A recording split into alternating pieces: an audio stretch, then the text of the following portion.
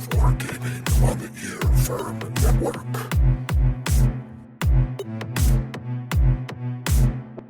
Frederick the Great. Where the Heart Is. Welcome to the Art of Wargaming on the Earworm Network. I'm Yaga Malark. And I'm Thumbs. And tonight we're here to talk to you about Frederick the Great and where the heart is. But before that, we've got some updates for you. I am super excited because this warshed that I told you guys about is finally coming together through some truly Herculean efforts on the part of my uncle, my mother, and my wife. This ordinary garden shed is transforming into an amazing space where we can actually do some fairly professional things. So I just wanted to give a huge shout out to those three, in particular my uncle, who is an engineer, whose fresh eye to this has been helping us solve a lot of problems that we didn't know that we hadn't anticipated yet. But it's really coming together, and it's going to look amazing, going to function amazing. I couldn't be more excited about it. So thank you again so much to my loving wife, Court, my wonderful mother, Laura, and to my awesome uncle, Greg. You guys are helping making this dream come true. On a similar note, me and my fiance and her parents are renovating a whole house that we're going to be moving into. Nice. Yeah, it'll be real nice. It'll be on her parents' property, so we'll be closer to them and can kind of help them out as they get older. Sure. The part that I am most excited about, there's a lot of parts I'm most excited about, but relating to this podcast, the part I'm most excited about is the craft room that I am getting that is the Just My Stuff craft room. Mm-hmm. Like, since we're both artists, we're setting up 2 art rooms in this house, which is just amazing as is.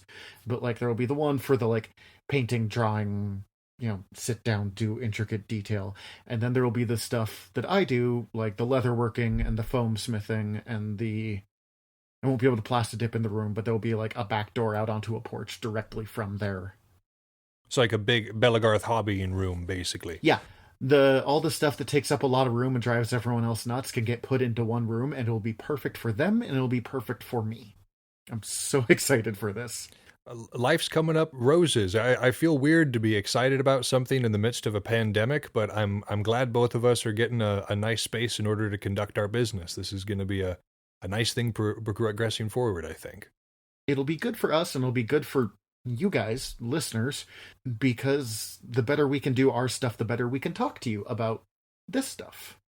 And it's also good for everybody who lives with us, because like I've said before, I basically have to run around the house telling everybody to shush right before this happens, because everything carries in this house. So having something separate and away where we can go and record and not have a bunch of other noises filtering through, and that way everybody else can go about their relaxation rituals at the end of the day. It's just a win-win. It's a win-win all across the board.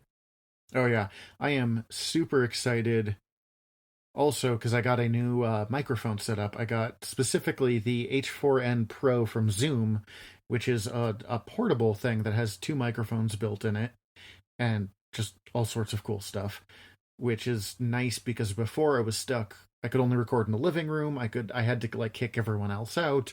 This one I was able to bring it into right now my bedroom and have a place that I can record that is not taking up everyone else's space. It's a really nice microphone too. Like we've been talking about wanting to go to events and tournaments to be able to bring you live coverage of things that are actually happening on the ground, the meta as it's evolving, and the microphone that I'm looking at on his screen right now is honestly exactly the model that I was planning on getting for doing that. So it's an awesome setup, and it's going to be very versatile. I dig it. Yeah, and I know people who work on professional radio who use this for their show, so it's good. Well spoken of. Yeah. Outstanding. And speaking of working on new things, I'm wanting to use this new war room for not just podcasting, but like Thumbs is talking about, having to be multi-purpose and having to be someplace I can go and play some Warhammer. And one of the things that I want to have on fleek, as the kids say, before we get to that God, point. You're old at 32. I love doing that to my students, including the youngin that's here in the house with us. I've been her math tutor since she's been out of school, and at least once a lesson, I like to use some of their slang completely straight-faced and just watch her cringe. I think it's one of the most enjoyable parts of our interaction. I think despite her cringing, she finds it funny too, so it's good for everybody. It's what she'll really enjoy in like 10 years. Exactly. She'll look back and be like, "You were so nerdy," and I'll be like, "Yes, sister. Yes, I was."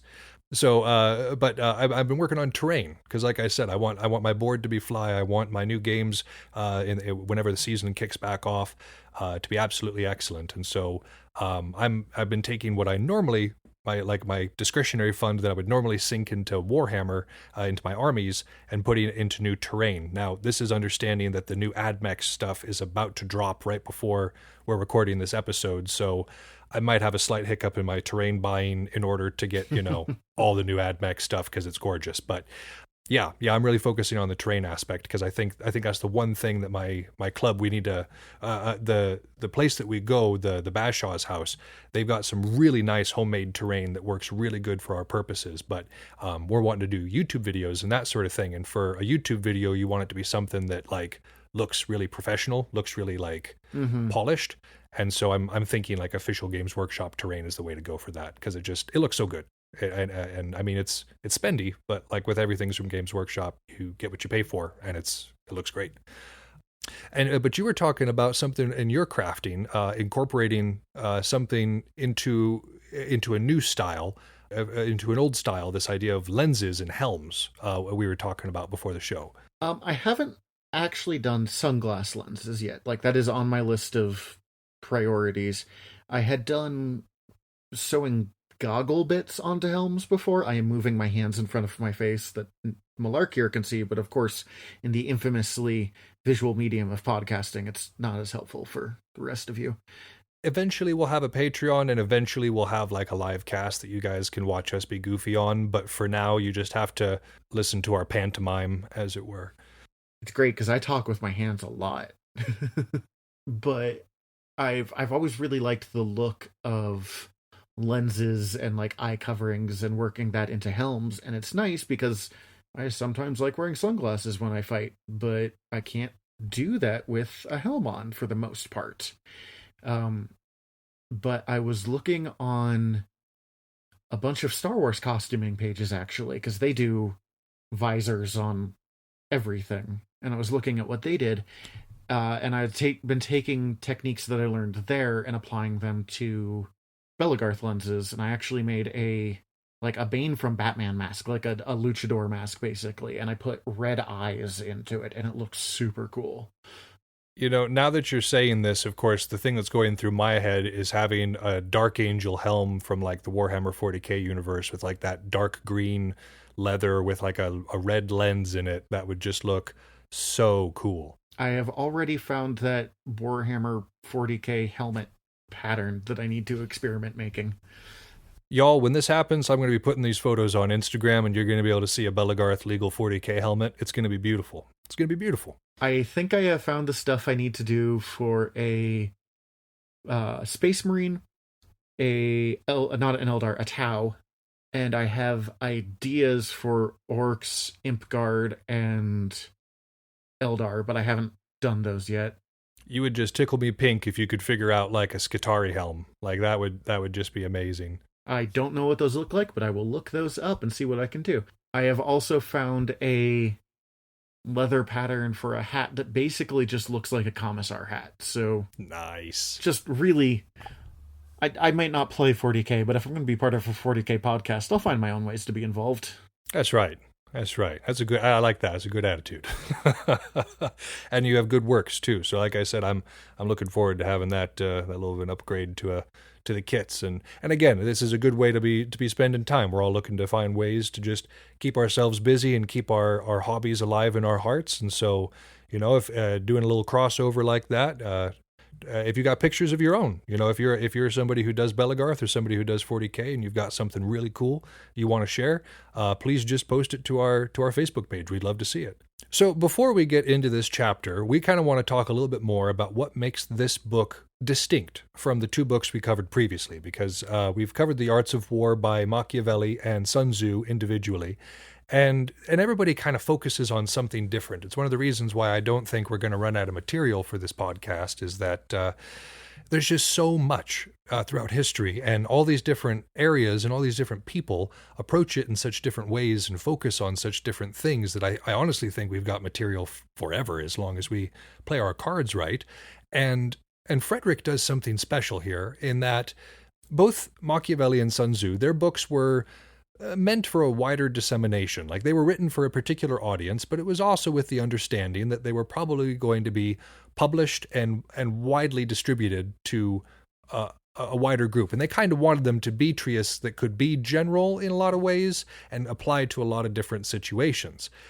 That being said, Frederick's book is completely different. This book was not supposed to come to us. As we talked about in the transition episode, Frederick wrote this book specifically for the Prussian High Command.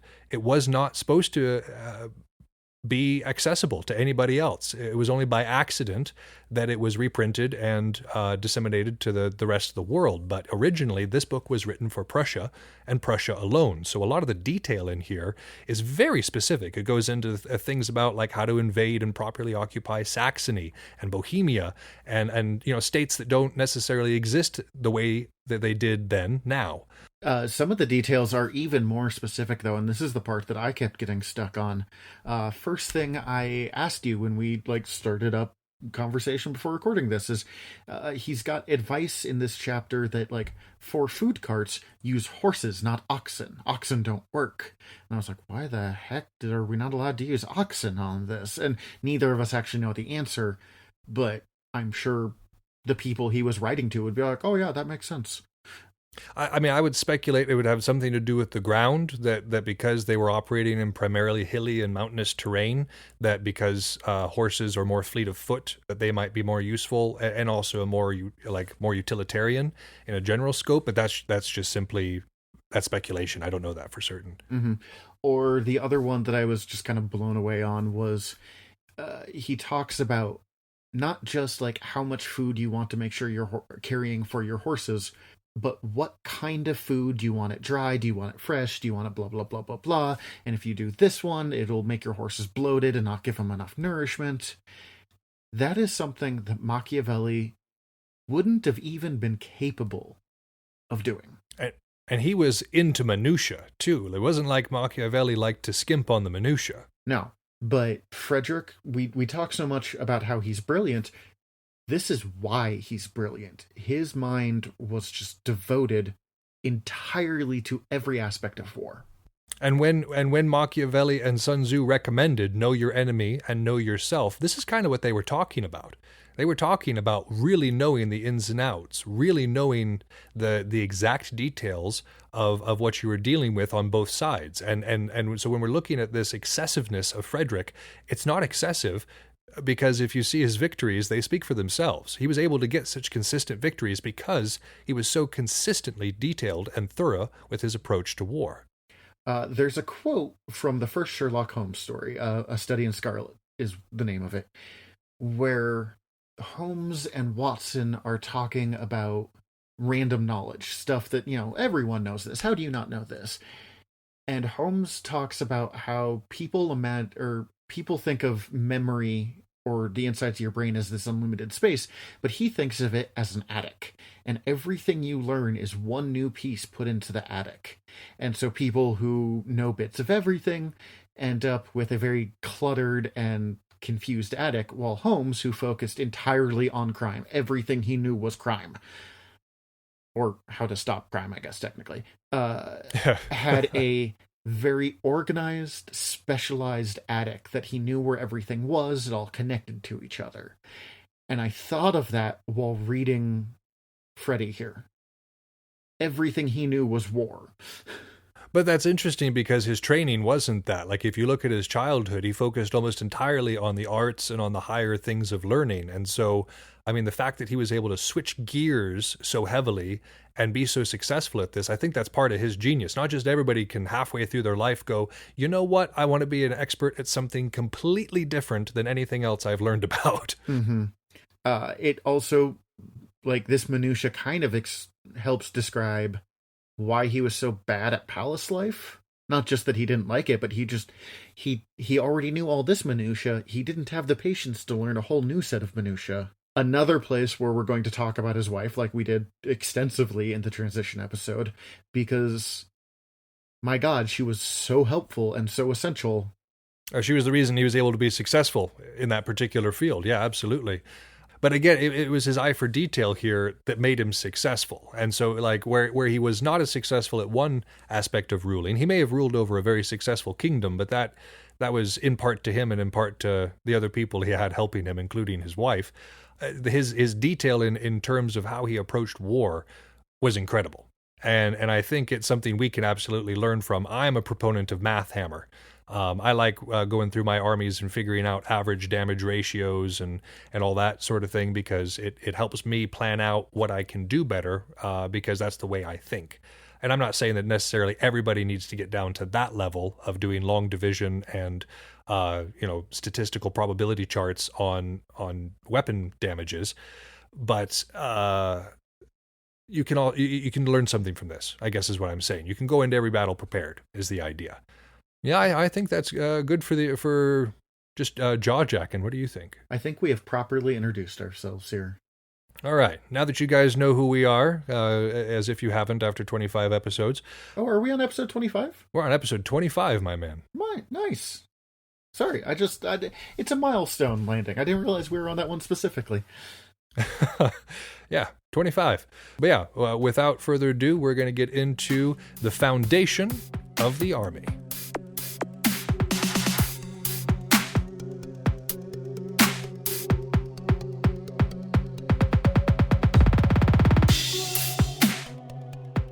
Understand that the foundation of an army is the belly. It is necessary to procure nourishment for the soldier wherever you assemble him and wherever you wish to conduct him. This is the primary duty of a general. It's the first sentence in this chapter of Frederick the Great, and as soon as I read it, I wrote it down and mailed it to Sarka immediately in Sarka's kitchen, being like, "This is how important you are." Yeah, no, it's an incredibly important idea, and it's again something that every single person we've talked about touches on. This idea that the army marches on its stomach, as Napoleon said, or any other way that all the people who came before him said it. But as we've talked about on this show, real warfare is like 80% logistics. And the biggest part of logistics is making sure that people are clothed and fed and have a secure place to camp.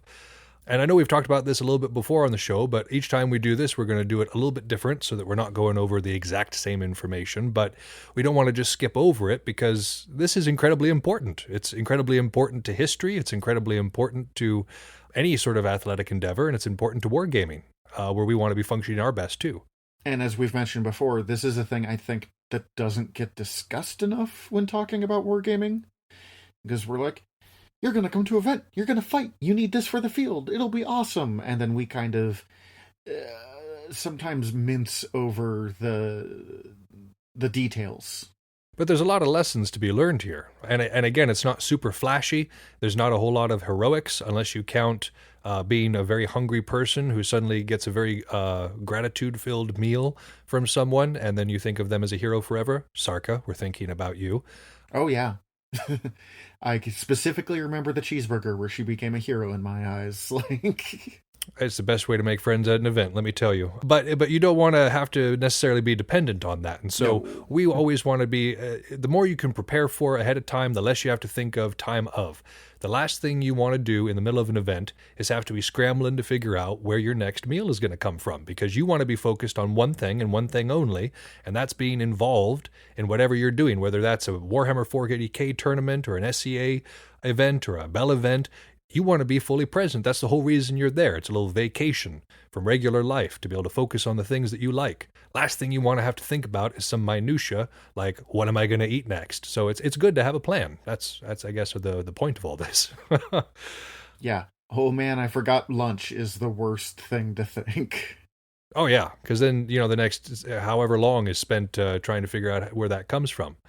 But the way you kind of get around that is by having this plan like we talk about. And one of the first things that Frederick mentions, and like the whole key to his logistical strategy, is this idea of magazines that are placed strategically.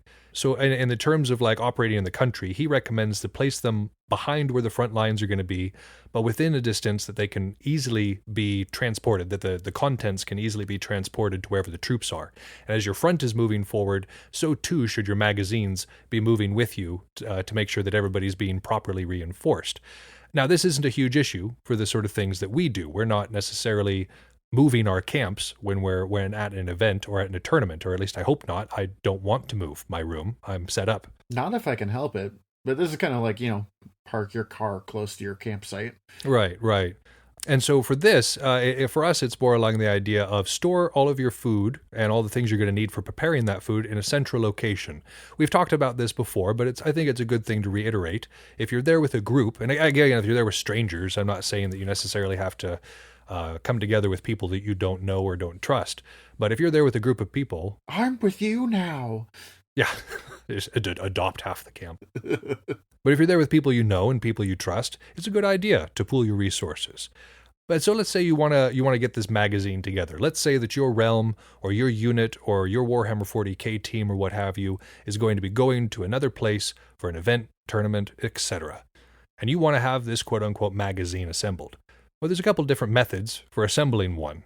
The first one would be a quote-unquote tax. And this isn't we're not talking like a flat tax across people's incomes or anything silly like that. We're talking that it's like either you assign each person, okay, you're supposed to bring drinks, you're supposed to bring breads, you're supposed to bring cheese, or everybody just kind of brings what they can potluck style. And this is a good way of doing things. Assigned is better than potluck. Yeah. Talk it over. You want to make sure your bases are covered. You want to make sure that you don't have any huge gap. Like, everybody brings bread, nobody brought cheese. Like, that's a terrible day. That's a very dry-mouthed day. Ugh. Yeah, you want to have both. You want to have a good balance of everything. And again, that's just examples. I'm not saying that... Those are Malark's staples for food, bread and cheese. Honestly, if you look at my diet, that's not a huge lie. I do enjoy my bread and cheese. Less bread for me lately, but cheese is 2 out of 3 meals in a day. There's probably cheese involved. Oh God, I'm going to have a heart attack. But anyway, so this tax idea is a good way for everybody to be able to contribute what they can, and it keeps the burden of providing everything from falling on one or a few people. And it makes sure that, again, you've got a good representation, too. It gets that conversation going. So a tax isn't a bad idea. The next one over is the idea of a contract. And a contract is something along the lines of Sarka's Kitchen or Lady Fairy's food truck or any of the other kitchens or food plans that might exist, where you are going to somebody and saying, we're going to pay you to cook for us. And, this can also, it has its pluses and its downsides too. On the one side, you don't necessarily have to worry about where your next meal is coming from. You show up and ideally it's ready to go. You eat it and you're off.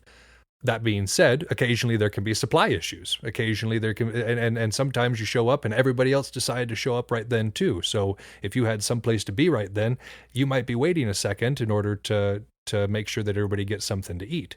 So but like I said, I enjoy this one personally because it means that I pay a flat fee at the beginning of the event, and then I know where my meals are coming from, and I dig that. I fought this kind for years, being like, no, it's so expensive, and then I tried it once and went, oh my God, I'm never going back.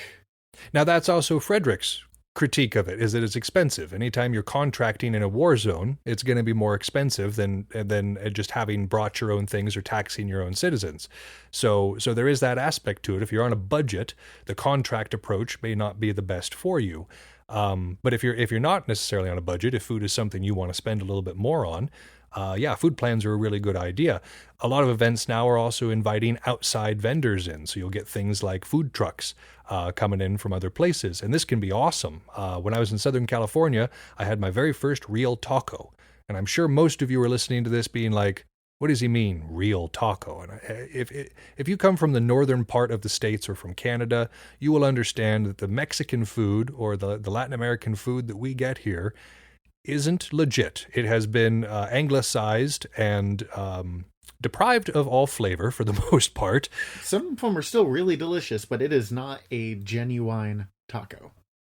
And so yeah, getting a taco from a truck where I'm fairly certain they spoke enough English in order to be able to take my order And then otherwise, everything was legit and genuine. It was delicious. I had a meal plan that event, and I had a fourth meal every single day in order to go and get something from that taco truck. And I'm a person who eats 2 meals a day, Thumbs. Like, these tacos were amazing. I think I remember the truck. That was at Battle for the Ring, wasn't it? Yeah. Yeah. Oh man, that was the year you got truck. War Mastered. I remember that. Anyways. Yeah. But yeah, so the contracting can be a really good thing too. The eternal reminder on this one, these people are doing you a service. Be nice to them. Yep. They are doing you a service. They are your gods. You treat them appropriately. Sarka mentioned once wanting a sign that was basically said that, like, we are doing you a favor, be nice to me or leave.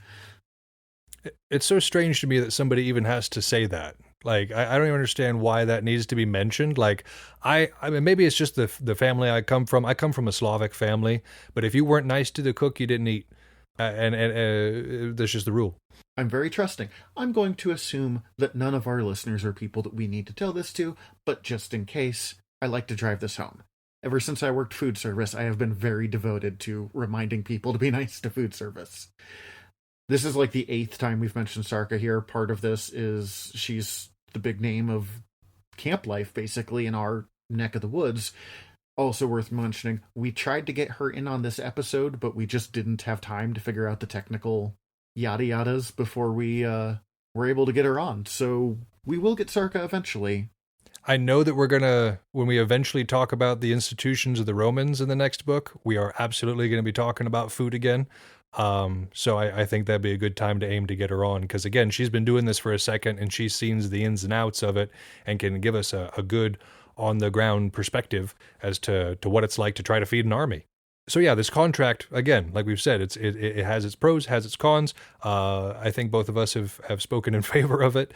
And then the last one is the one where I think just about everybody starts. I know I started there, but it's foraging, just straight up foraging. Whatever you can find is what you end up eating. And so this one is you're coming in without a plan, and you're just expecting to kind of collect things as you go. And while you won't necessarily starve this way, most events, to my knowledge, take place in a place that have like a food supply nearby, some sort of grocery store or other camps that you could trade for your food. You have to understand that this also means that you're going to have to be putting in your waking time, your waking energy into gathering food. Now, if that's not something that bothers you, if you enjoy the social aspect of it, for instance, or if it's a cool time to engage in your barter skills or whatever, then by all means, we're not saying don't do it. We're just saying that it does take up more energy than the other two ways. And you definitely need to make sure you are trading your value, bartering your value, as opposed to just bumming food. I know almost every first-time eventer at some point has an event that they did not prep enough food for. People are really understanding of that. People who do this consistently need to be really charming, or people will get really frustrated having to share their food with you. Oh yeah, I mean, again, there's a lot of kindness in these communities, and if you've made a mistake and just made an honest mistake early on in your career and didn't plan accordingly, then that absolutely happens, and people will help you out as a general rule. But like Thumbs was saying, if you make a habit of it, it looks less like a mistake and more like a plan, and people don't like being used. Yeah, really, it's people will be nice, don't abuse that fact. Yeah. I mean, my first event, I came completely unprepared. I think I talked about this before, but I made up some hardtack. I was really into the Civil War at that time, so I made up some Civil War style hardtack. I got me some jerky and some Powerade, and I expected to live the entire week on that. Oh God, Day that's 3, awful. I was camped with the Urukai at this time. Day 3, I was sitting there at the opening to the Urukai mess tent with the most pitiful look on my face, basically being like, "Please, sir, do you have any scraps?" And Griff was just yelling at me. He asked me what I'd brought, and I told him, and he was like, "Nope, you're going to eat in here. Even like, do you want to do some dishes or something?" I was like, "Sure, I'll do some dishes." And I kind of worked off my debt, as it were. And honestly, it wasn't nearly the value of what he provided me. He was incredibly kind. But after that, I made sure to either come with money to be able to pay somebody for that exact service, or have some sort of plan in place, because being caught unaware like that and having to depend on the kindness of others, it's wonderful that it was there, but I don't want to make a habit out of it. You know what I'm saying? It's a little humiliating too, because you're like are so sure you're super prepped, and then suddenly you are literally living off the kindness of strangers. Yeah. Yeah, hardtack and again, I that gave me even more of an appreciation for Civil War because I was like, I'm going to live off of Civil War. I couldn't do it 3 days though. I'm just like, I have heard this story for like 10 years now, and still every time it just, oh God. yeah. I don't know if listeners, I don't know if you've ever had hardtack, but it's basically a large, heavily salted biscuit that tastes a bit like Play-Doh. Don't ask me how I know that. But yeah, it's not a pleasant taste. Now there's a lot of different ways you can make it. I did a very simplistic way of making it. I understand you can make hardtack with like rosemary or garlic or extra butter or something on it, but like I went bare bones and ugh. Yeah, it's only going to get you so far. So this actually brings us to our next point, I think, which is this debate of fresh food versus preservatives. And as we get older, I know as I get older, my desire for fresh food increases, but I won't argue against the convenience of preservatives. There's something to be said at being at home and being like, okay, I've got everything I need.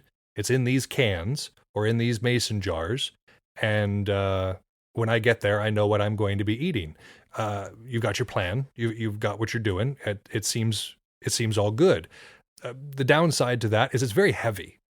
Trying to cart around like cans. I know early on in my events, like after this whole Chaos Wars fiasco, I was like, I'm going to get around this by just bringing a bunch of canned food. I'll bring some Chef Boyardee and some Campbell's soup, and I'll have some things. And I don't necessarily even need to heat them up. I can just eat them out of the can. And for one thing, it was hard to carry those around. I mean, that like tripled the weight of my camp. It was just my meals for the week. And on the other side of things, I felt like crap. Oh, it's awful. Yeah, it wasn't good on the body. So my I guess my argument would be toward fresh food, but the downside there is, of course, it has to be prepped, it has to be stored, it has to be refrigerated, there's a lot of different things, cares, concerns that go into transporting and storing fresh food that you don't have with preservatives. What do you think, Thumbs? Where do you stand on this? I definitely lean towards fresh food as well, or at least a mix of the two. I try to always have dried some simple, ready stuff as well as like real food stuff. I just keep thinking of when you and I were working on Trail Cruise, because a lot of the lessons I learned there actually translated to Bell Life really well. Oh, sure, yeah. And one thing they talked about was like, guys, please don't bring glass. Especially because, when backpacking, we didn't have trash can like a few 100 feet away. Worst case scenario. So everything was pack in, pack out, and anything. And the weight was a constant problem, and stuff like glass is breakable. And having cut myself on glass within the last week, it's terrible, and I hate it. And it will never entirely get out of your backpack if it breaks in there. No, yeah, you're going to have a little clinky sound for the rest of your life coming out of that. So, really, if you can in any way avoid it, just don't bring anything with glass. It's just not worth it. And if you are going to bring things with glass, it's a good idea to wrap them. So if you've got like spare socks or spare garb or something like that, wrapping whatever you've got that's glass and separating it from other things that are glass, at the very least, that isolates it if it breaks, and it's a preventative measure that keeps it from clinking together and being more likely to break.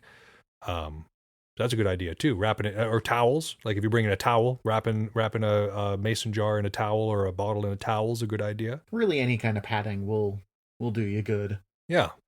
So I think so a good mix isn't a bad idea.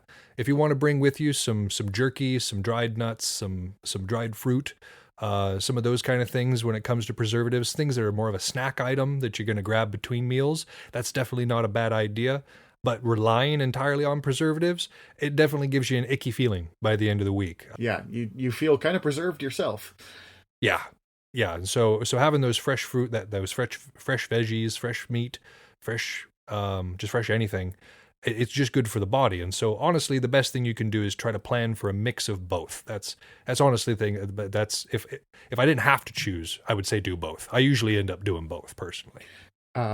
With fresh, I don't know why specifically, but a Granny Smith apple specifically is like one of the most satisfying things I can eat. It's got crunch, it's got water, and it's got that nice like burst of taste. It's crisp and refreshing. Yeah, with that I will not get with the preservatives. So really, absolutely both. No, I dig it. I dig it. So, on that same idea, when we're talking about fresh food, whether it's for your personal camp, whether it's for a larger unit or realm camp, or whether or not you've been tasked with preparing feast, now comes an even more important question. On the food prep aspect of things, do you do it before the event or during the event? Because to do so before seems like the way to do it, especially if you live close by, because then everything's just ready to go. But in the same idea, you got to worry about spoilage. Things like onions or apples even will spoil far quicker if they're chopped up and kind of stored that way than they will if they are in their whole fashion. For instance, a whole Granny Smith apple will last for a while, but they'll start to brown really fast if you cut them up, right? Yeah, like in an hour. Like, And so if we're talking about an event that is lasting or a tournament even, because all these rules also apply if you're going to a tournament, if you're talking about any sort of function that's going to be lasting 3, 4, a week, that's a long time. And so this is a big consideration, I think, because if you're going to do it beforehand, again, there's that storage factor. Continuing off of that, there's the idea of what if you forgot something? Because if you prepped everything beforehand and you're just ready to be there, and then it's like, oh, I forgot the garlic, or oh, I forgot the onions, or something along those lines, you've already got everything prepped, and then you've got to worry about sending somebody to town and getting something else prepped, and maybe you didn't bring the knife and the cutting board. Like, it can be an issue doing things beforehand, even though it seems like that might be the more convenient way to do things. But then, if you're doing it during an event, you run into the issue of who does it. yeah, because it takes up time. You have a story about your squire, who I think that really fits in here well here. Yui in their somewhat insane. I love him, but insane. Attempt to run. This was for a feast. They were running their first feast, and they were making falafel balls before the event. And I mean, even just at the event, it took up a bunch of time. But they alone made 400 separate falafel balls that we then took to the event and deep fried.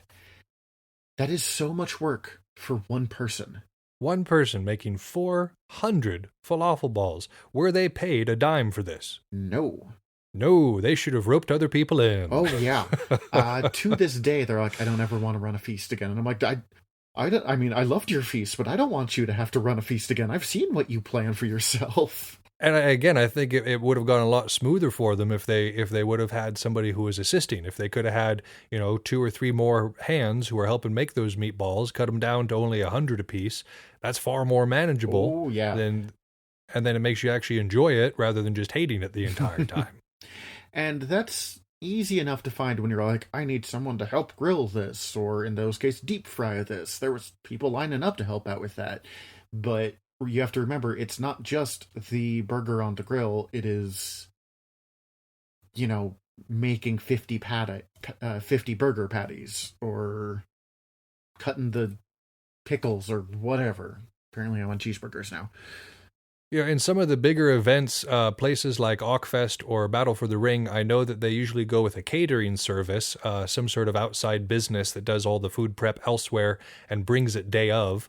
But I've heard of other events that are a little bit smaller doing something similar, where you've got somebody who basically leaves the morning of feast. They're not at the event the entire morning. They're at a nearby house of either their house or somebody else who's associated with the event, and they're just doing food prep that entire morning. This is a way that you can still maintain those cleanliness patterns, because part of the issue with preparing a massive feast at the event is it is really hard to keep everything clean all the time. And usually the feast is toward the end of the week. And so whoever's stuff you're using has been in their camp all week and may not be the cleanest. Yeah. So honestly, preparing things off site isn't necessarily a bad idea if you've got the space to do that. If you're very isolated, or if you don't necessarily have anybody nearby who's got the facilities to do so, this isn't about you. But if you can do this, it's absolutely a good idea. Well, and even on top of that, you need people who are willing to leave the event for a whole day, right, to do this. So that it is the ideal way of doing this, but there's a whole lot of things that it might not be practical. So it's a thing to consider. For sure. For sure. And again, this is also something it's not exactly practical for a tournament either. I can't necessarily think about many 40K players who are like, you know what, I'm going to leave the tournament midday to go prep food at home and then come back. Like, no, I think that's kind of called giving up the tournament. Yeah, you're not going to make your rounds. So yeah, obviously there's a lot of things to think about here, and it depends on the situation. It honestly depends on who you are, who your group is, and where you guys are situated as to how you kind of want to handle this. Kind of the last thing we want to talk about with this idea of this foundation of the army, this focus on food, is if you're not going to be bringing things from home, if you're going to be traveling to some place far away, we recommend not bringing things from where you're from, but trying local food and drink. Mm-hmm. And this is for a couple of reasons. For one thing, you get to try something new. You might find your new favorite drink or your new favorite meal, eating at a local restaurant or eating at a local place. And so there's that joy of finding new things. You're pumping money into the local economy, which we know is a great way to get people asking us back. There's a lot of things about what we do that can kind of make us a pain. You know, we make a lot of noise. We're a little hard on the sites that we're at usually. We can sometimes leave a mess. And there's a bunch of weird-looking, dirty people coming into town. Weird-looking, dirty people coming into town, yeah. And so the stuff that we do can kind of be disruptive to the surrounding community. So anything we can do to ingratiate ourselves to those people and make us want to come back is great. And then on the subject of transport, it's less you have to transport. You don't got to be bringing things hours across state lines in order to have what you want from home. And there's also the issue that tastes change. I know there's a few favorite drinks here from Montana that I like to share with people from out of state, but usually by the time I get there, if they've been in the hot car with me, and if they've caught any sort of sun on the way, they get weird tasting. You get there and you're like, this is my favorite drink. I want you to try it. And somebody's like, man, it tastes like foot. Yeah, they're like, that's a little baked and sour. What's going on here? What's wrong with you? And you're like, oh, God. That's not what it was supposed to taste like. So like, even if it is something where you want to share with other people, make sure they come to your event. Put on something fly that they can come and try your local stuff at. But no, it's just a good way to expand your experience even more. Mm-hmm. We got anything else to say about food there, Thumbs? No, I made sure to eat a lot before we recorded this one because I knew that I was going to get hungry thinking about it, and part of me already has, but I might have some pizza left. Yep. No, I'm sitting here talking about this, and I'm like, man, Sarka's got a couple choice items on her menu that I'm really hoping she prepares next event I'm at. Because we're sitting here talking about it. Find any kind of food truck that comes regularly, and there will be a top order. There's a food truck that does root beer floats at Chaos Wars, and about midway through, I'm like, I need it. Especially whenever the season kicks off again, whenever the danger is past and we're able to actually get together for events again, I'm fairly certain most food vendors are going to have maxed out orders because we're all looking for something not prepared by ourselves. Oh yeah. Oh man, there's a ice cream truck that has learned when our practices are during the summer, and we'll just drive by really slowly and like we'll circle the park like 4 times if we don't get to him fast enough.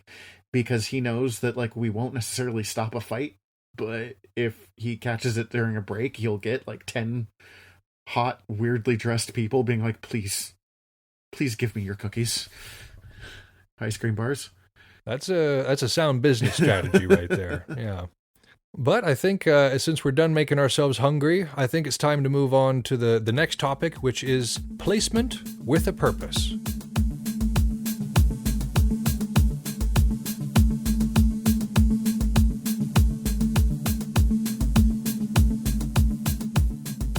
So this next part, Frederick spoke specifically about where to set up one's camp in order to have it be useful for different utilities. We're taking this in a slightly different direction because the majority of Belagarth or SCA actual camps fall into the combined or the rest category of what we're talking about. So what we're going to be speaking about for the rest of them is where you set up on the field. And this also applies to 40K because where you position your units in relation to one another, the terrain and the edges, also matters as to what they are going to be most capable of doing. And Frederick recognized that with how he wanted to set up his camps. So I thought that would be an interesting way to take this. And then a little bit later on in the section, we're going to talk about what you can do to make your actual camp a little bit more secure. So to start off, the different types of camp that we're going to be covering are, they serve a couple of different purposes. The first is covering the country. The next is offensive, then defensive, entrenched for siege, foraging, rest, and combined. So we're going to kind of go through them and tell you what they were according to Frederick, and then, analyze them for our purposes as well. So this first one is covering a country, and as it might sound, the idea is a scout, a recon, a guard kind of formation. It's a passive defensive formation in a lot of ways because it's allowing motion between your various camps.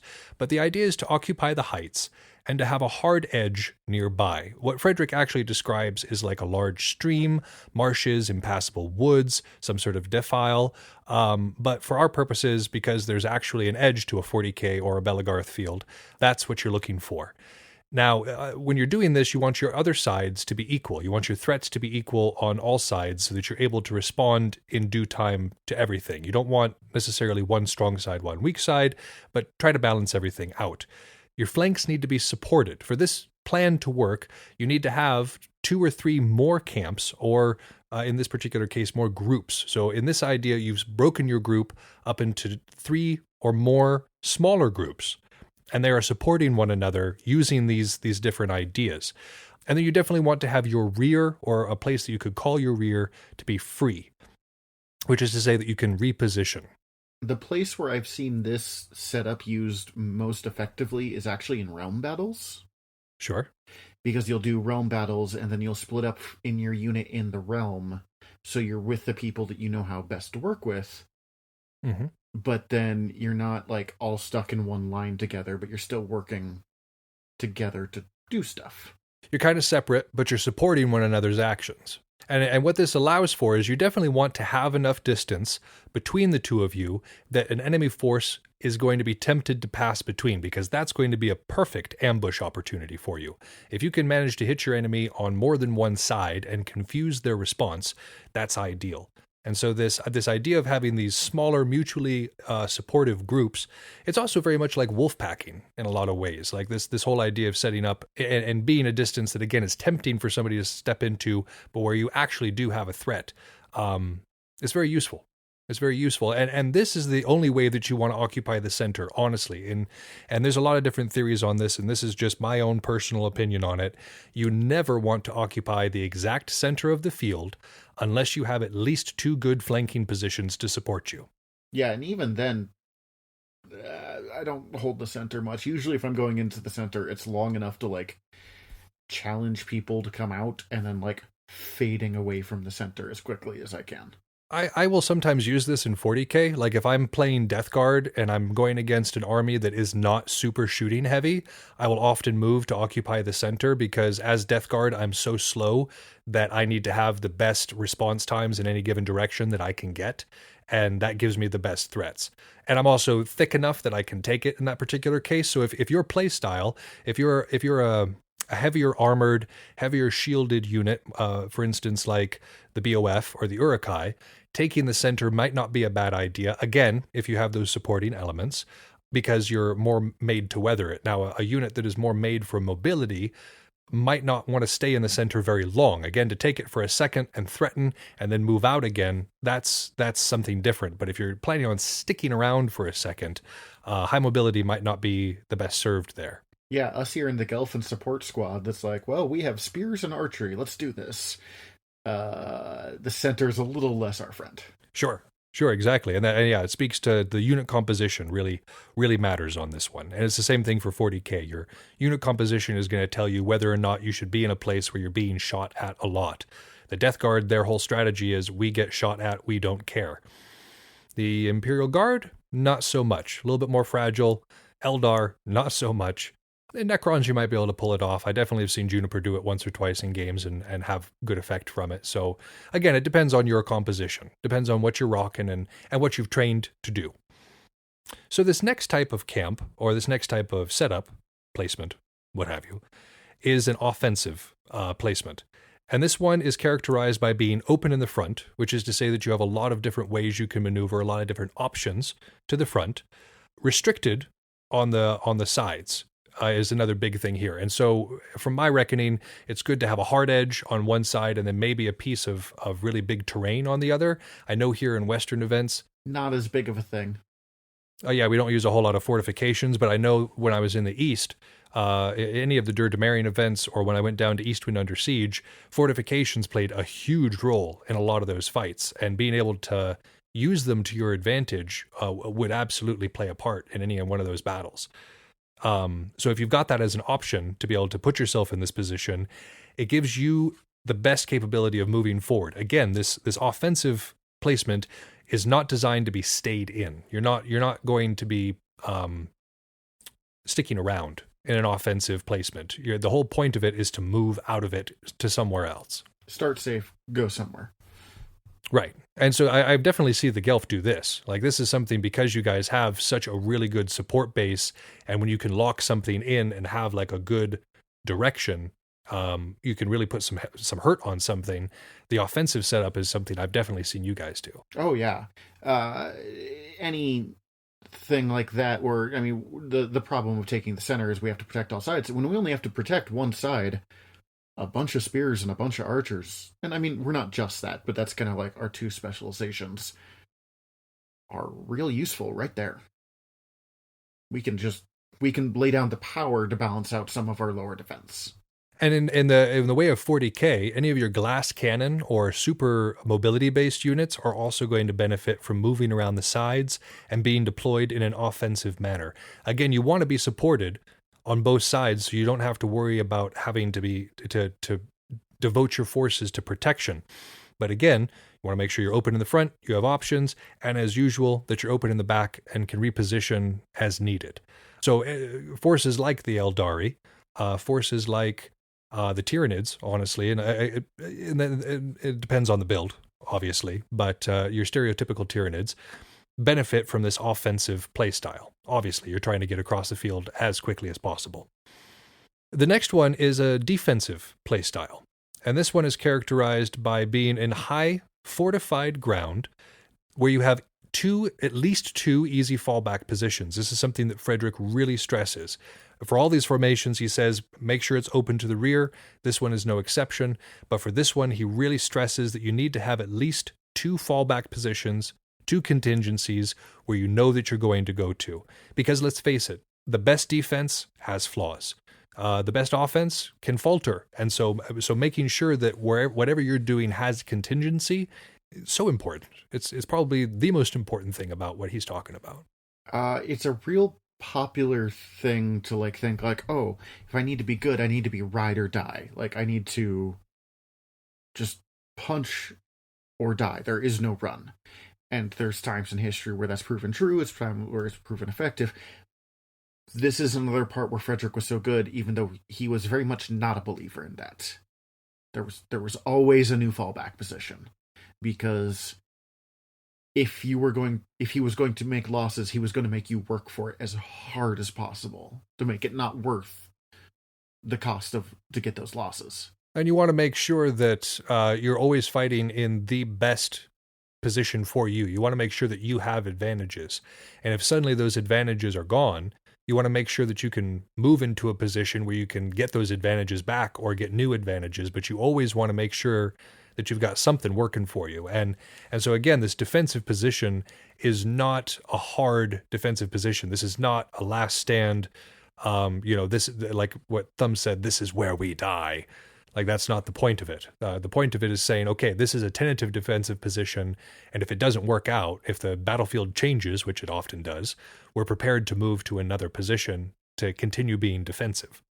And again, most armies in 40k have good defensive units, and you're going to find good positions to do this. Forests, ruins, anything that provides you cover, anything that's going to provide you line of sight blocking, that you can just get a little bit more thickness from being there. That's a good place to be, and that's a good defensive position. I would say that the Imperial Guard at least the way I play them, largely a defensive army. Admech, defensive army.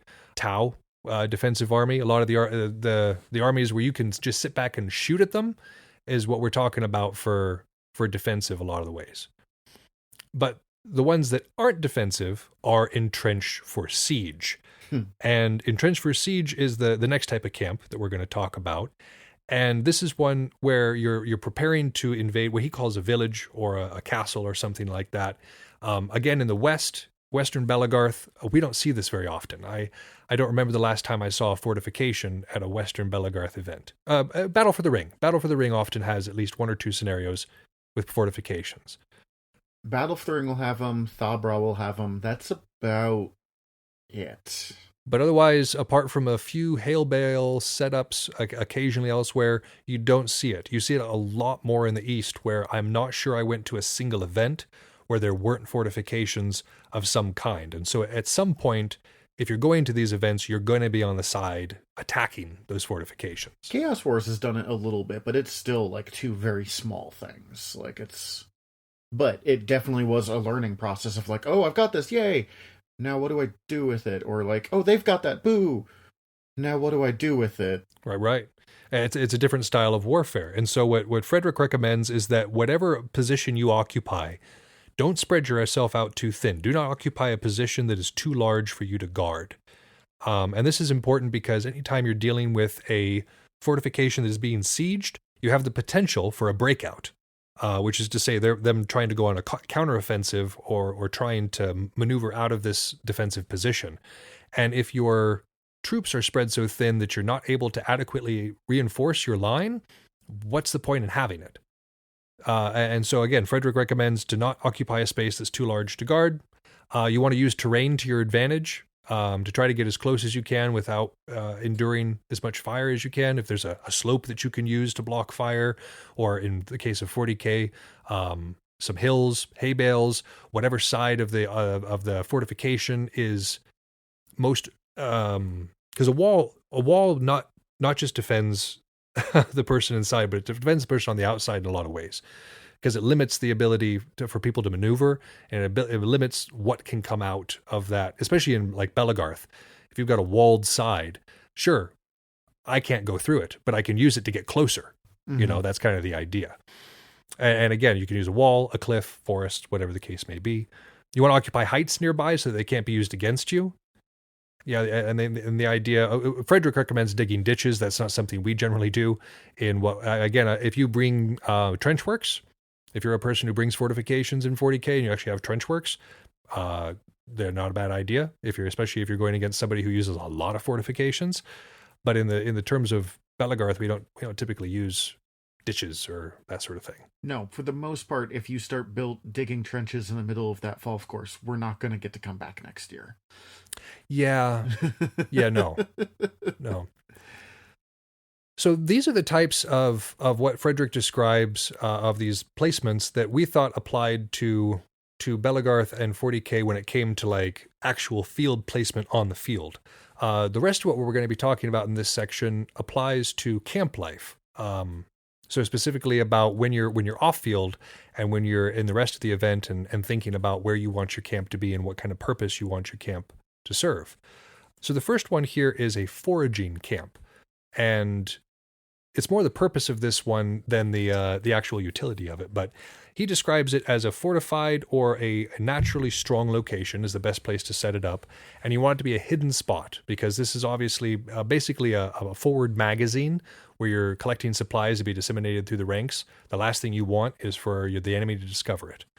And so when you're thinking about like a Belagarth camp, if you're a unit that doesn't necessarily like guests or like outsiders, this is a good camp for you. Yeah, it kind of stands to reason. It's probably pretty obvious that you want to find a nice hidden spot that's decently naturally fortified that you can kind of hunker down in. I like this one, even though we do a pretty public camp of, I'll just put my tent in a like quieter area in the camp, like on the edges or something. So I can still be close to everything, but still have my own little, let's be honest, I have my own little safe place that I can go to. And metaphorically, that's kind of what Frederick was talking about, because the foraging camp should probably be decently near to the quote-unquote enemy, because it needs to be useful to the front line, but in the same token, it needs to be positioned correctly so that it can be private. So yeah, this can be applied in a lot of ways. The next type of camp is a rest camp, and this is typically the one that we see for what we're doing. Again, we're not fortifying against people. There's no night raids or anything like that occur. So the rest camp is typically what you see. Frederick recommends putting it up near a river, and we've talked about that before, the pros and cons of being near a river, especially at night. It's cold. And then what he recommends to do in camp is basically a drill constantly. And if you've been reading along with us and know anything about the Prussian military, you know that drill was kind of their bread and butter. If they weren't sleeping or eating, they were drilling. Yeah, it was it was kind of their thing. And so that, and even though in Belagarth we don't typically, there's a few units that get together for like a formal drill.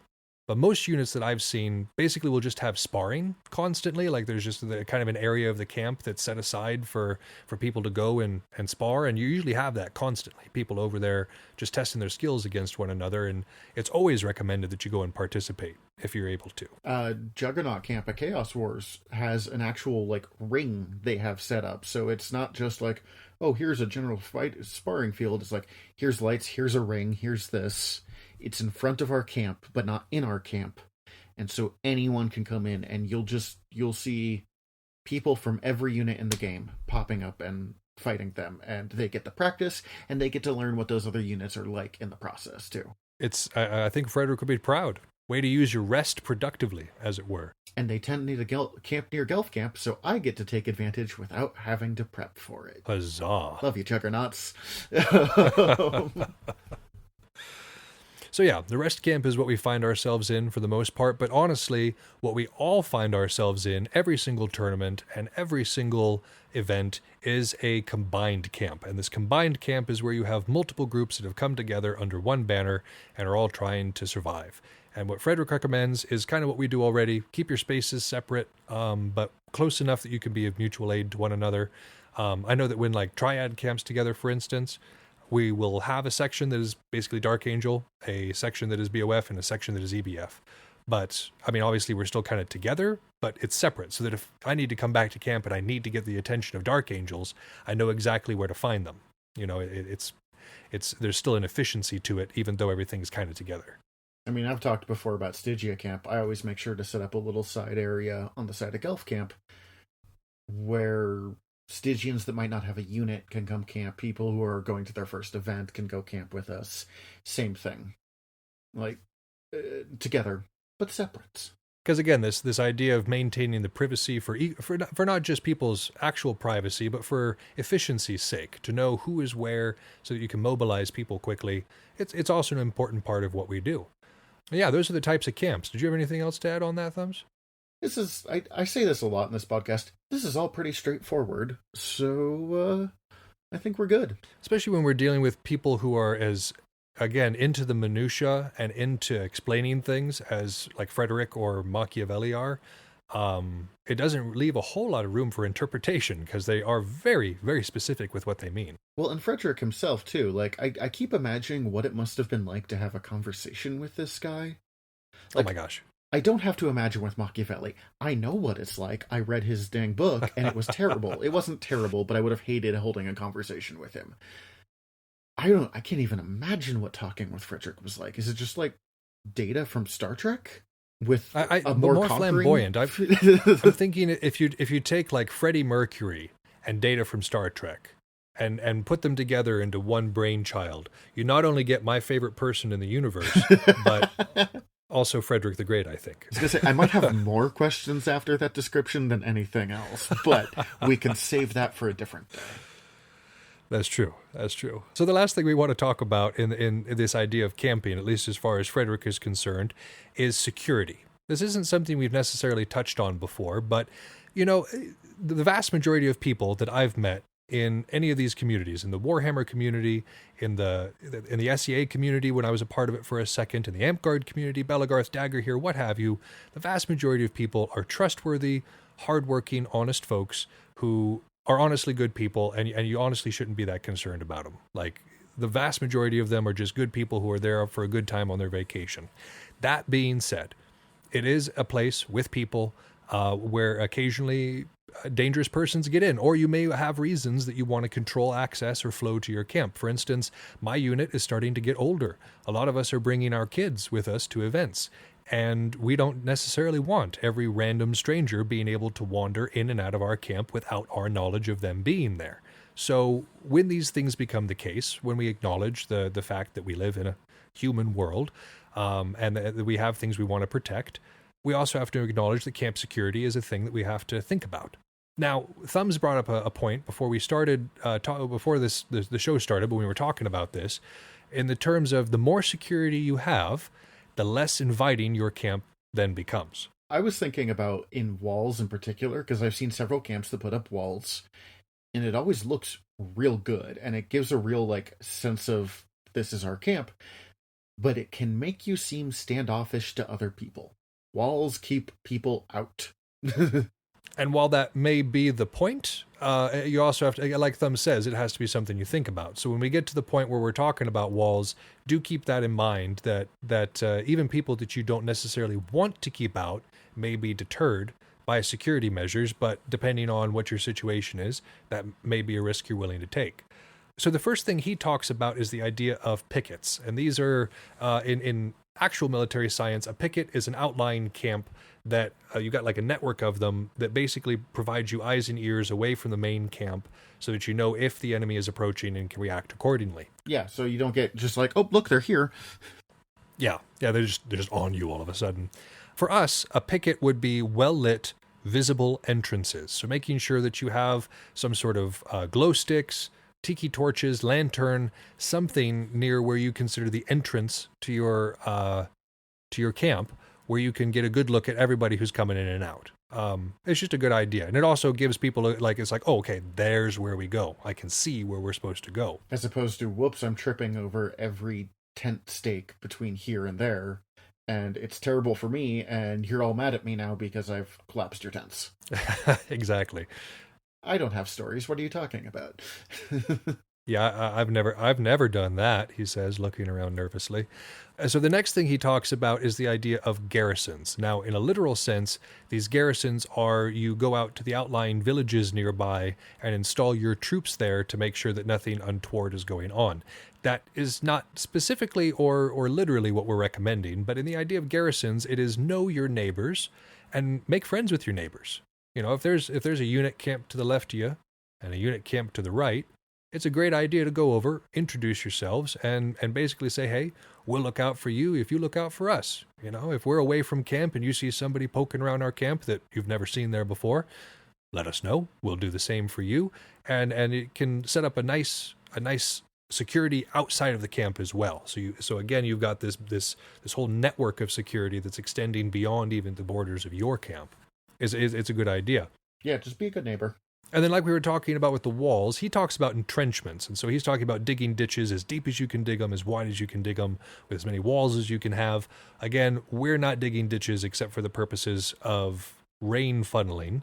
So the entrenchments that we use would be in the form of walls. And this can be in a number of different ways. You can have an actual wooden wall. I say Germania had like an actual wooden wall, right, that they brought with them. Yeah, it was...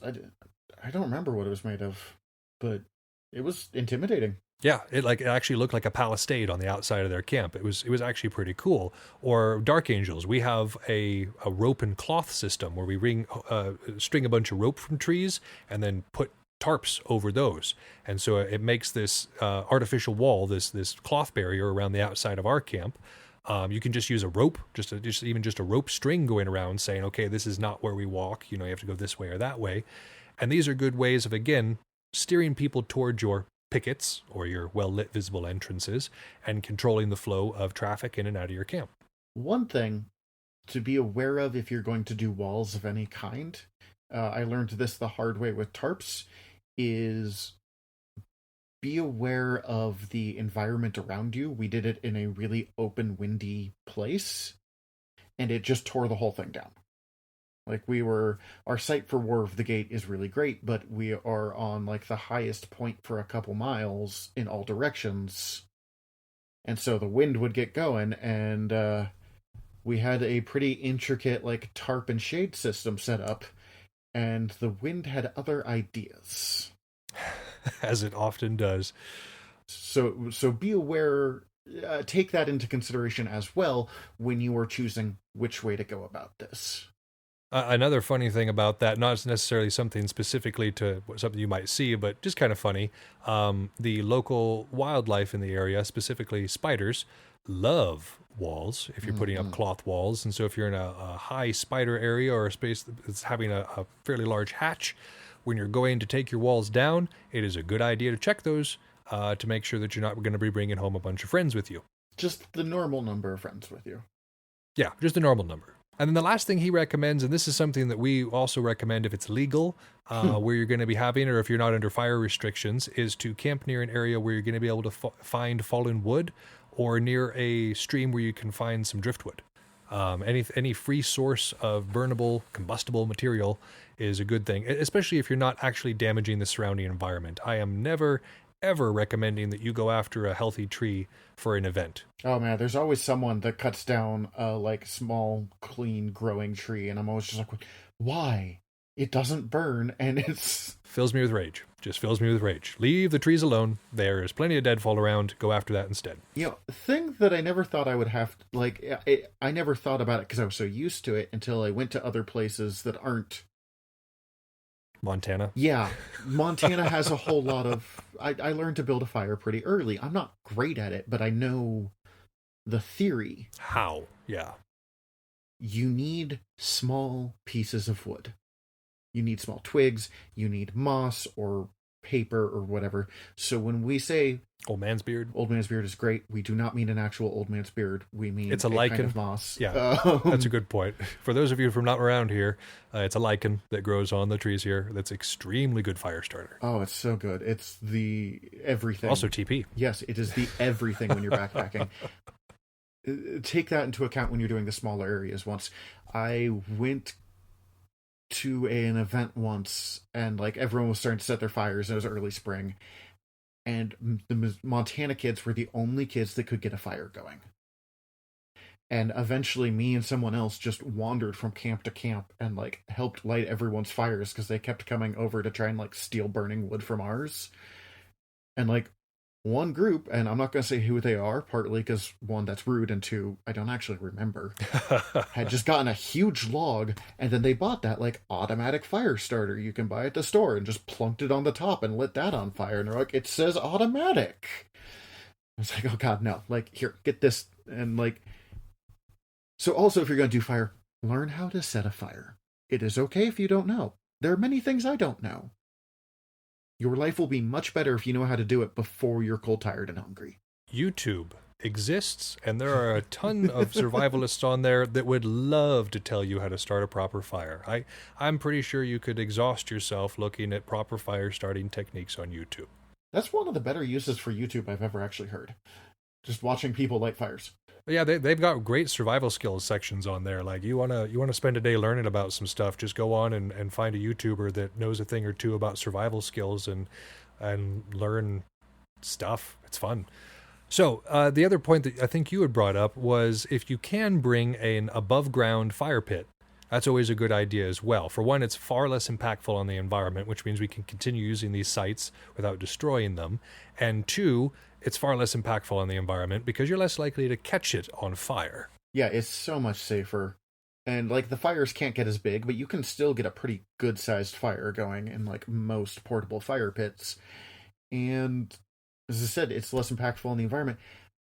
Even a small event, even a like 30-person event, that is a lot of people on a pretty small area of land. You're going to be pretty hard on that environment. You get it up to an event of 500 to 1,000. Oh, yeah. You are just wrecking the area around you if you're not careful. A fire pit can help mitigate that a lot. It gets you your heat, it gets you your light, it gets you your ability to cook your hot dogs, and it does so without leaving any discernible trace most of the time. So, yeah, they're good. They're great. But I think that's what I got on the whole idea of placing with purpose and a little bit more on the camp idea. What do you got? Is that good for you, Thems? I think we got a pretty surprising range of options out of that, considering that it was like 5 pages of here's how you set your camp next to a tree. So now that we've spent the last little bit telling you about all the ways to do it right, we're going to give you an example about the way that it went all wrong during Operation Barbarossa.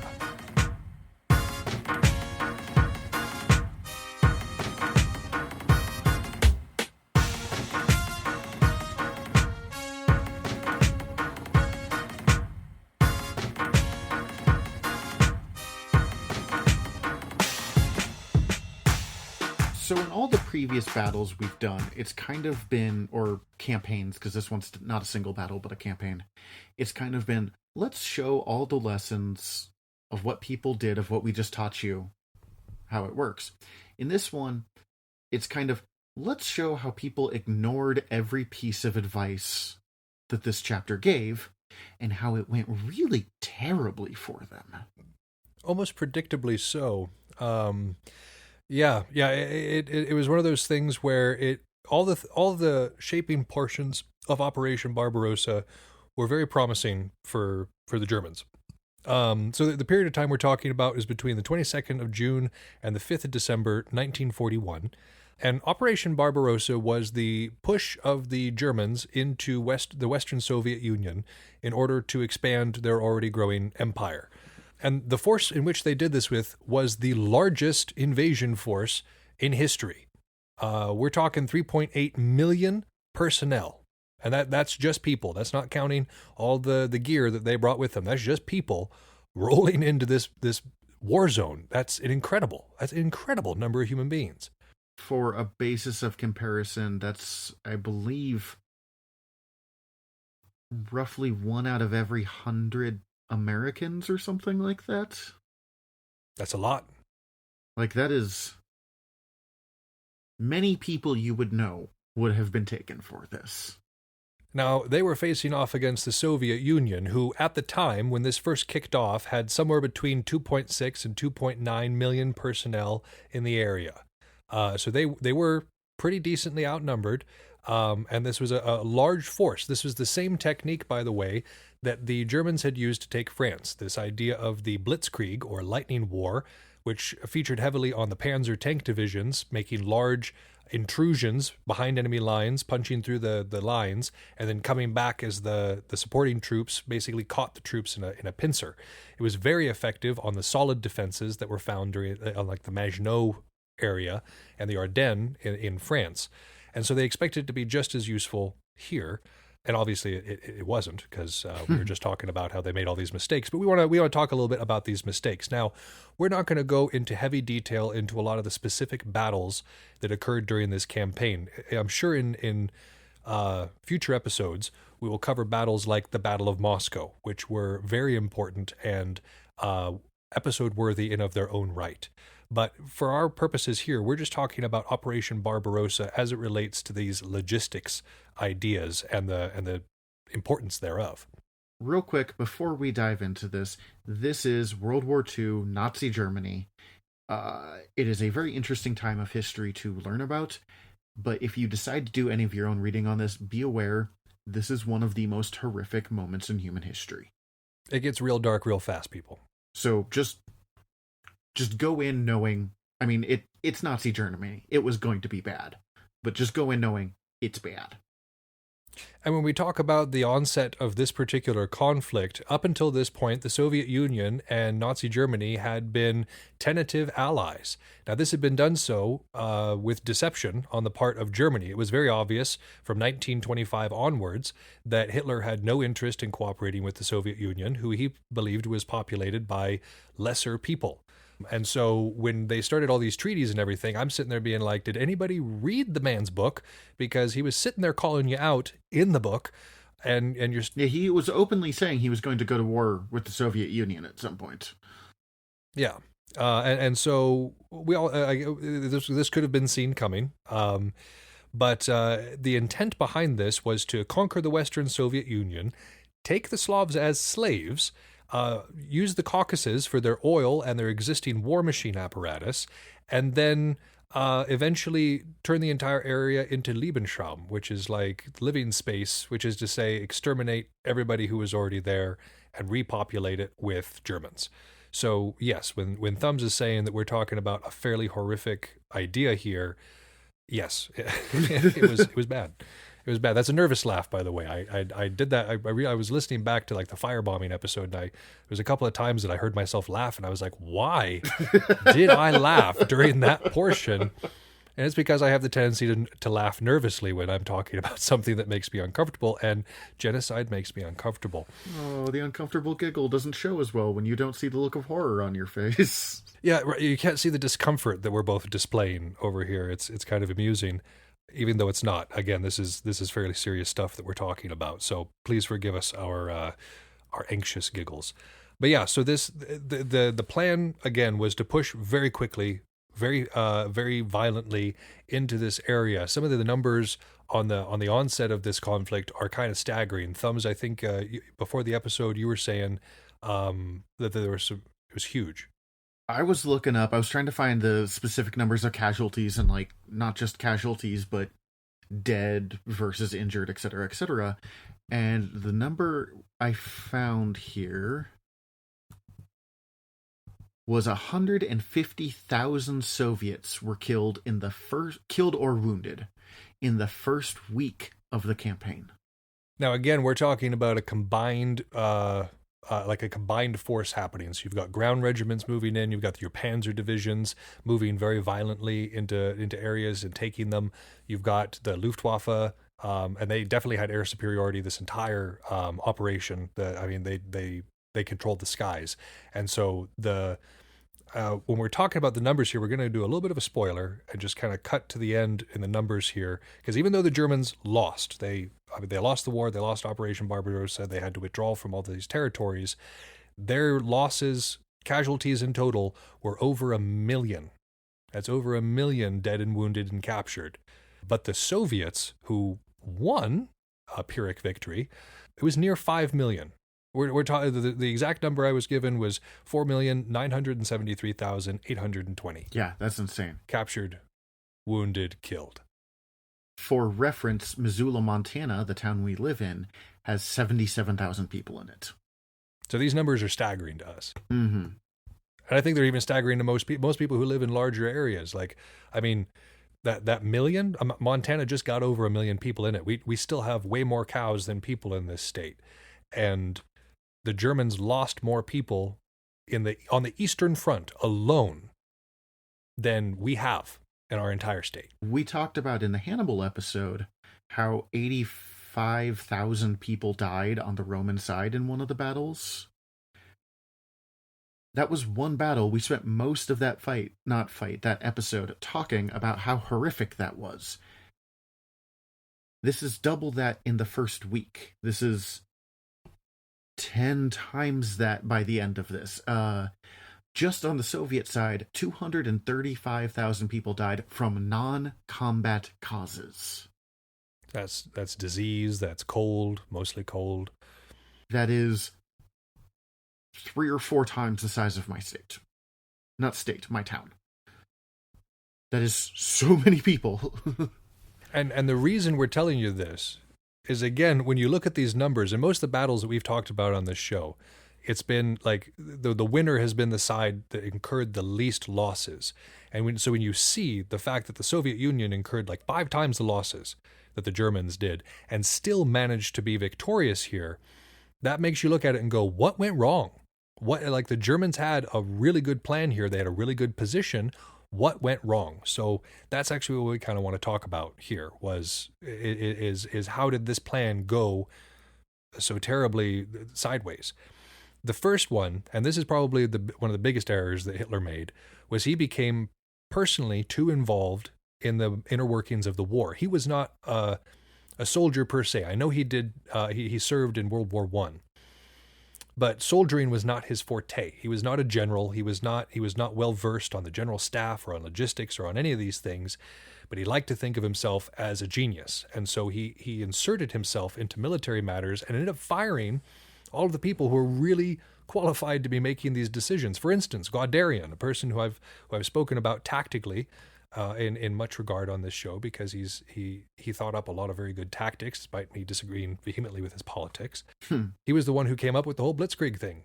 Like he was the mastermind behind how to use these tanks in such a vicious offensive manner that completely broke the rules of engagement at the time. And he was fired.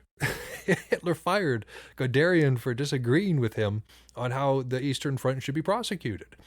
That blows my mind. Yeah. Especially after the victory in France, he really did think he was this tactical genius. And if anyone told him no, they got fired and replaced with a yes man. And it turns out only having yes men is a really dangerous way to run a government. Or a military. Run a government, run a military, run a unit, run a realm, I mean, anything. Like it, you have to have diverse opinions, and you have to have experts. You have to listen to the experts. And so he decided not to, because right after the Battle of Moscow, for instance, Guderian said, we don't have it. We cannot sustain operations in this area. We need to fall back. And that was kind of the point in which Hitler sacked him, because Hitler was like, nope, we're going to continue pressing. We've got this glorious battle to win. We've got this glorious destiny, and that will obviously carry us forward. It didn't, because tactics win more than any self-belief. Possibly my favorite thing about this was, I mean, it was already by this point, don't attack Russia in a land war. This is like thousands of years old history at this point. Don't do it. They researched Napoleon, who was one of the most famous generals to attack Russia in a land war and have it go terribly for him. And so they looked at it to learn all the lessons that things would go wrong, and they went, no, that's just not going to happen to us. Yeah.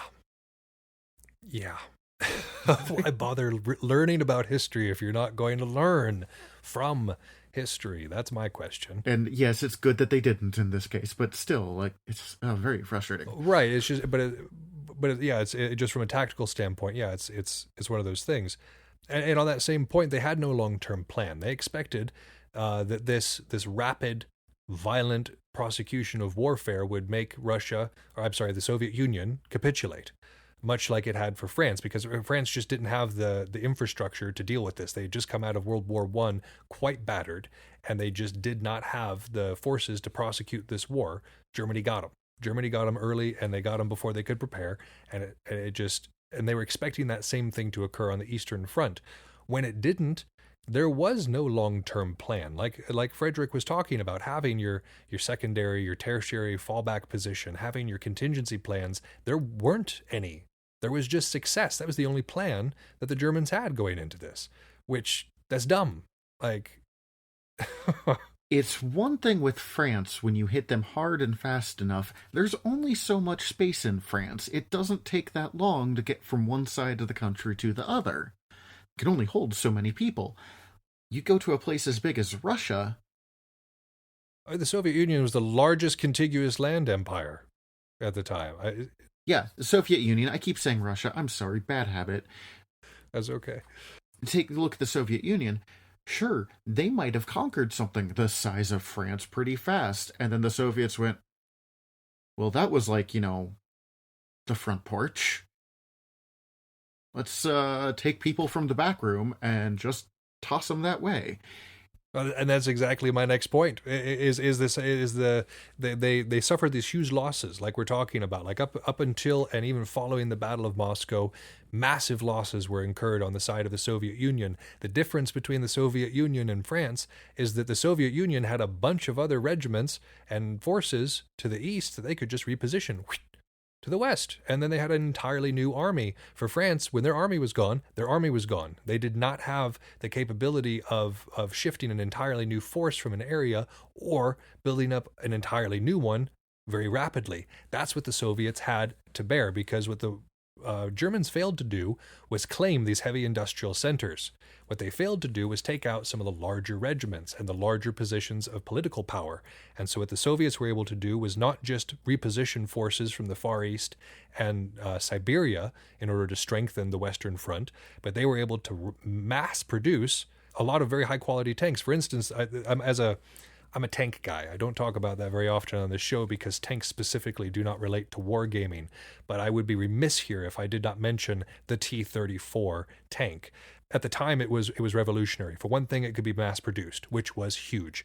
It had sloped sides, which basically doubles the strength of the sides. You don't have shells making a direct hit. You have a lot more chance for ricochet and for a blast to not do direct damage. That was revolutionary to the world of the tank. They have good speed. They're good on terrain. They have good terrain, like turn radius. They've got a good turret, like maneuver speed. The T-34, like in a 1-to-1 fight, the Panzer was better in terms of just like sheer firepower. But we're talking about maneuverability and mass production. Like we're 11,000 of these things being mass produced in a short period of time. The Germans just couldn't keep up. Their war machine was not to a point where they could produce tanks to this ability, and World War II was a tank war. If you did not have tanks, you did not participate well in the conventional part of that war. And so the Soviet Union beat the pants off of them in that particular part. And so that was something that if they had really sat down and thought about it, like Frederick did, he sat down and really wrote out the capabilities of the countries around him, what they could do, where they could move troops from. If the Germans had done that, I think that this plan would not have looked so good to them. But they went into this haphazard. It looks like it was just vainglory that guided this. It wasn't logic. Well, and the other thing, and it relates to another part of this chapter that historians have been trying to figure out forever, is why they thought it was a good idea to start a fight on two sides, which kind of traces back to Frederick's make sure you can get out the back if you need to. Because we talk about like they kind of pantsed France, but France still had hardcore rebellion going on. This was not a pacified country by any stretch of the imagination. And England was not going down without a fight. So there was a big old war happening on that side. So when this didn't work, they were suddenly pinned. Yep. There was no way to get out, because their way to get out, they got surrounded, just like you say. And they were the ones that did it, because up until this point, up until Operation Barbarossa, they had treaties with Russia. Russia wasn't, and the Soviet Union wasn't getting involved in this conflict. The Soviet Union had negotiated to possibly join the Axis powers. You know, the Allies, that doesn't exist yet at this point, is France, England, Soviet Union, America. If it had gone the other way, if it had been the Soviets, Germany, Italy, and Japan, completely different war set up here. That's a different war. I don't want to get into any historic fiction, but that is a very different battle that it's, man. And so the last thing that really made, and this is the big one, I saved this one for last because I could consider this, like, apart from firing your most experienced people, this was the biggest mistake that was made, and it blows my mind that they had access to this same book and that they didn't learn a darn thing from it. They worshiped the ground that Frederick the Great walked on, but didn't bother to read his book. That just pissed me off. They didn't have magazines, and their logistics were faulty. All of these well-ordered, well-functioning German train lines and Czech train lines and stuff that they had used to move their supplies around did not exist in the Western Soviet Union, not in the same way, not for the same tracks. And so they had to transition to transporting things from rail hubs using basically like wagon caravans, like just these weird supply caravans that were moving around haphazardly to these different army groups. There were no official magazines that were being established. This whole idea of advance into an area, establish yourself there, and then advance after that, this methodical approach, it was completely lacking in their advance. It was just this crazy rush. And so when their advance faltered and they no longer had that forward momentum, there was nothing for them to fall back to. The magazines didn't exist. Their supplies were so far back that trying to hold where Hitler wanted them to, like, and just kind of like main steady up there, it wasn't possible. Just from a logistical standpoint, it was not possible.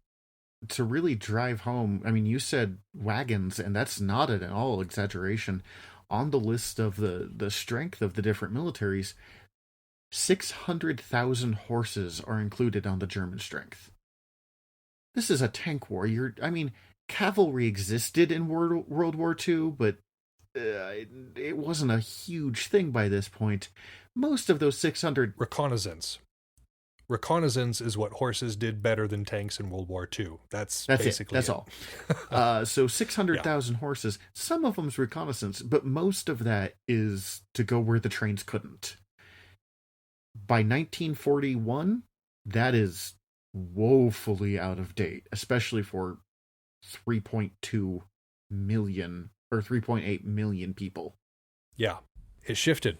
The balance of power shifted, and despite the massive Soviet losses, despite the and not just to human life, but to processing power and to action, because the Germans destroyed as they went, they still managed to pull it out. Like it's one of the things that as Americans we often don't talk about in our history books, was just the sheer monumental effort on the Soviet Union to win the Eastern Front, which really led to the victory of the whole war. We like to talk about our victories at Normandy and the subsequent operations afterwards, which were awesome and which were vital to breaking the German war machine.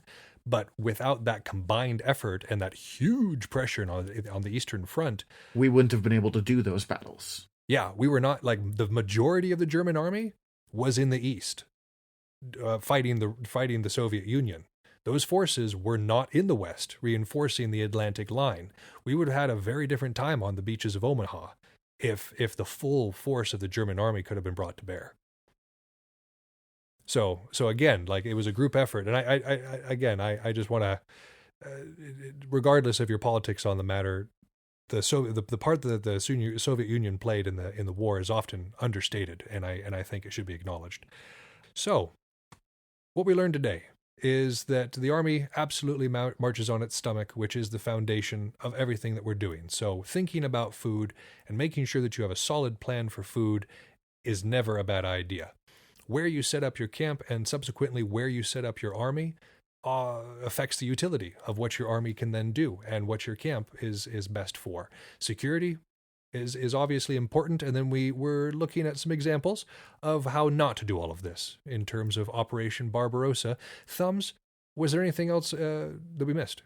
Not really. We've discussed camping. We've discussed war crimes. We've had a whole variety. We've been everywhere in this episode, Malark. We've been everywhere. And so, yeah, there's obviously more to this story, and we look forward to continuing to tell it. You can find us on Instagram and Facebook under the handle Art of Wargaming, where I'm kind of posting memes that are themed off of that week's episode, so you can find a little bit of additional information or trivia tidbits on what we were talking about there. We've got a website, taowargaming.com, where you can find all of the different links to the shows and to our sister programs over at General Nerdery and Fried Squirms at the Earworm Network. You can find all of this. There will be a link on the Art of Wargaming page, or there is just earworm.com, which is EARVVYRM, Earworm. You can find Art of Wargaming there. You can find Fried Squirms, which is a horror movie review podcast, or General Nerdery, which is just whatever we feel like talking about that week kind of podcast. And other projects that are coming that are admittedly kind of held off right now because there's a pandemic. And I swear, I've got a script for it up right now, and eventually you guys are going to start hearing an organized plugs section, so we don't just stumble through this at the end of the episode. But up until we get that organized, please repost, like, and subscribe wherever you listen to us. And if you like what we're doing, leave a 5-star review. Give us some nice words. That helps us get some more visibility, so that more people can hear what we're doing, and that can expand what we're capable of doing. The world is run on algorithms, and the more subscribes, the more likes, the more reviews, the more 5-star reviews we get, the more we're in those algorithms, the more we're seen, the more people get to hear about us. By the same measure, just tell your friends about us. We're pretty great. We think you're pretty great. They're probably pretty great too. I believe in people. So on that note, this has been Yaga Malark. And I'm Thumbs. Signing off.